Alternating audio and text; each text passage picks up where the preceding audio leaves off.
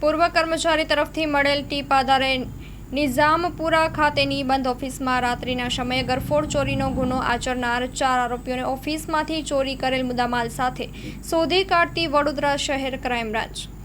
તાજેતરમાં વડોદરા શહેરમાં ફતેહગંજ પોલીસ સ્ટેશનમાં તારીખ 3/4/2025ના રોજ અનડિટેક્ટ ગરફોડ ચોરીનો ગુનો નોંધાયેલ હતો।